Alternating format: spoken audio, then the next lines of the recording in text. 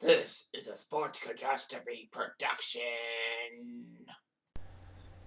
Hey there, how there, ho there, it's Jeff Cutter Diamond. Welcome you to another Sports Catastrophe Birthday Boy. And the birthday boy for today, December the 8th, is a Toronto Blue Jays icon when he played for the Blue Jays. He also played for Anaheim and the Yankees. He was on 3 All-Star teams, got 3 Gold Gloves, and a Silver Slugger. He's actually second all-time in Blue Jays history in hits, doubles, runs, and RBIs. So that's just amazing what he could do as a Blue Jay icon. And anyhow, he's great. He's 45 years old today. His name is Vernon Wells. Vernon Wells was born in Shreveport, Louisiana to Vernon Jr. Well, he's Vernon Wells III. His father played in the CFL and was an accomplished painter.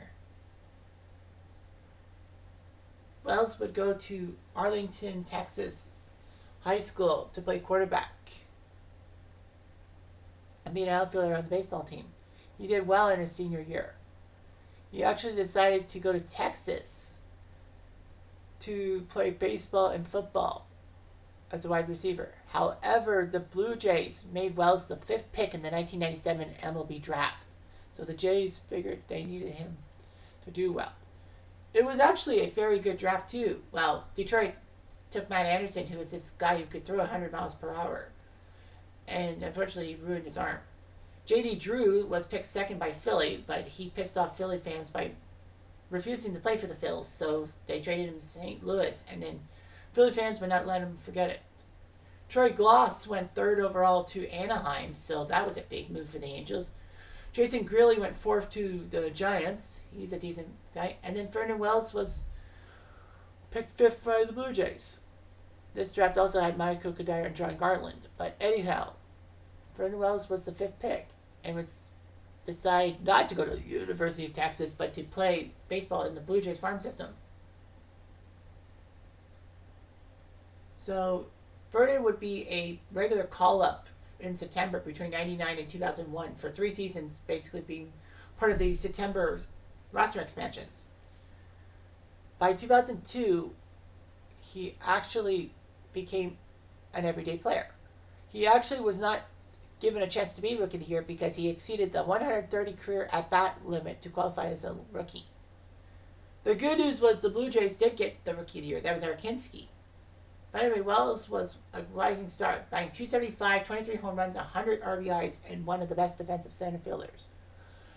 By 2003, he did much better. .317 batting average, 33 home runs, 117 RBIs.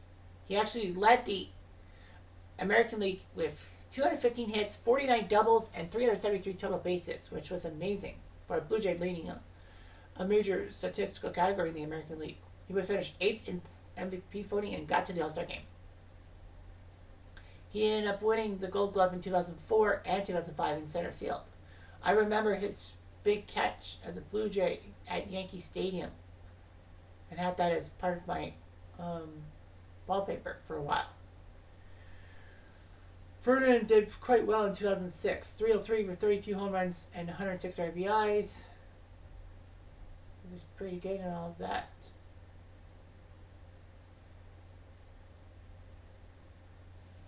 Unfortunately, J.P. Ricciardi, the GM, would criticize him for failure to perform after the All-Star break. But he answered back with some great moves and got to be given his 3rd straight Gold Glove Award. Wells would sign a 7-year backloaded contract for $126 million, meaning that he would earn roughly $16 million a year. Backloaded meaning that he would get more money near the back end of his contract than the front end. Unfortunately, though, Wells' shoulder problems hurt, and his batting average hurt. .245 with 16 home runs, 80 RBIs. And people thought that the contract made him spoiled and all that. Injuries would hurt him for the next few seasons. And Vernon Wells was, in 2010, part of the All-Star game.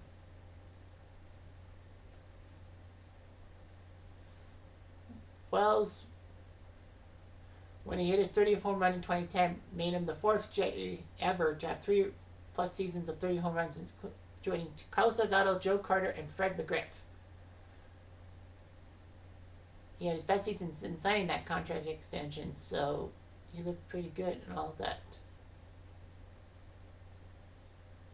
Unfortunately, though, his time with the Blue Jays was up. Blue Jays, wanting to get rid of his contract, decided to trade him to Anaheim for Mike Napoli and Juan Rivera. Napoli was then flipped to Texas, if memory serves me right, a week later. Or was it Boston? I think it was Texas. Wells would actually start out the season not doing so well through the first few months. His batting average was only .222 by the All-Star break, so maybe the Blue Jays made the right decision. But Wells would heat up during June and July. And in his first game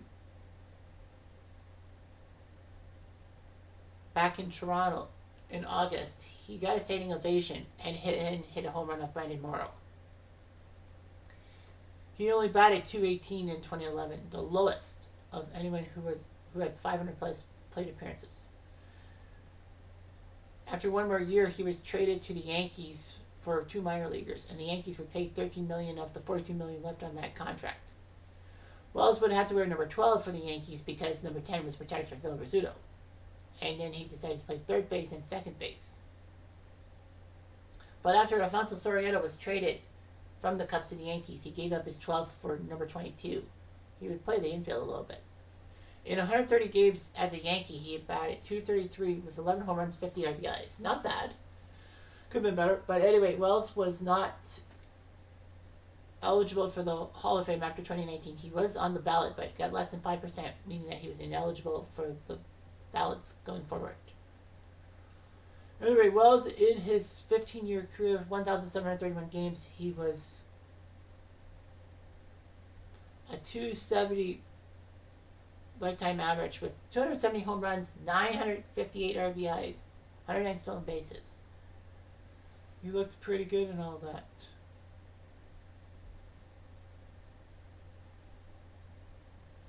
His father, Vernon Wells Jr., did play in the CFL, but was an acclaimed sports artist.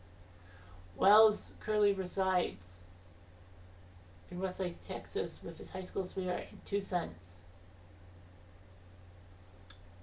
So Vernon Wells, to me, was always a very good center fielder. And I was upset when Vernon left Toronto because I'm like, he could have made it work and be a one-team player for the Blue Jays, but that rarely happens nowadays. But Vernon Wells was known for his defensive prowess and all that, and those catches and all that. And never forget, he won 3 Gold Gloves as a Blue Jay. Can't forget that. Anyway, I'm Jeff Diamond. I do.